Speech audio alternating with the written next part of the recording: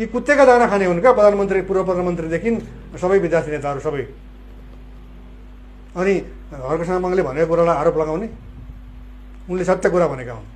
सत्य तितो हुन्छ, पचाउन गाह्रो हुन्छ। होइन, हर्क र उहाँहरूको बिचमा एजेन्डामै फरक छ। हर्क यो मुलुकलाई माया गर्ने मान्छे हुन्। सबै व्यक्तिका आफ्ना कमी कमजोरी होलान्, हर्कका पनि होलान्। उहाँका कतिपय शैली कतिपय मान्छेलाई मन नपर्ला, त्यो फरक कुरा हो, कोही पनि हुँदैन। तर हर्क एमसीसी को विरुद्धमा छन्।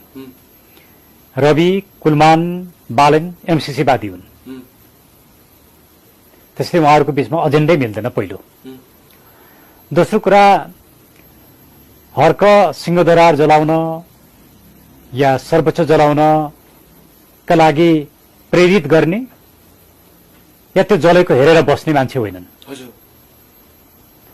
तर बालन सिंहदरबार र सर्वोच्च जल्दाखेरि दमकल नपठाउने मान्छे हुन् र सिंहदरबार जलाउँछु भनेर भन्ने मान्छे हुन्।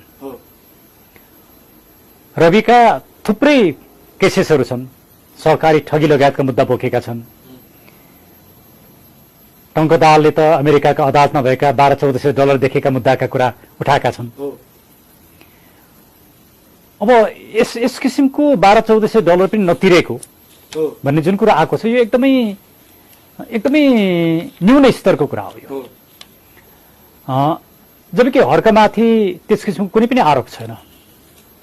उनले भ्रष्टाचार गरेको या उनले सार्वजनिक सम्पत्ति दुरुपयोग गरेको, सहकारी ठगेको यस्ता आरोपहरू छैनन्।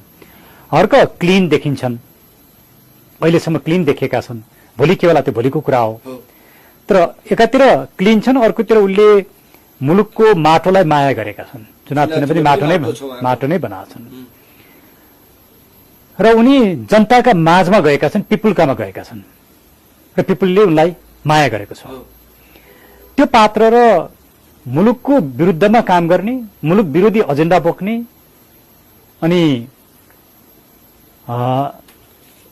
समलिङ्गी विवाहको एजेन्डा बोकेर सिङ्गो हाम्रो धर्म, संस्कृति, परम्परा तहस बनाउने ती व्यक्ति र हर्कको बीचमा व्यक्तिगत कुरा होइन कि एजेन्डामै फरक भएको, त्यसैले उनीहरू एकअर्कासँग सहकार्य गर्न सक्दैनन् होला भन्ने मलाई लाग्छ। उनीहरू नसक्नु पछाडिको कारण एजेन्डाकै कारण हो। ल हजुरले यी महान महान व्यक्तिहरूले भनेका कुराहरू त सुन्नुभयो होला नि। सुन्नु भएको छैन भने फेरि पनि दोहोऱ्याएर सुन्नुहोस्, राम्रोसँगले सुन्नुहोस्, स्पष्टसँग सुन्नुहोस्। र जसले हर्क साम्पाङ किन मिल्न चाहँदैन, किन मिल्दैन, किन मिल्न आउँदैन भनेर आवाज उठाइराख्नु भएछ।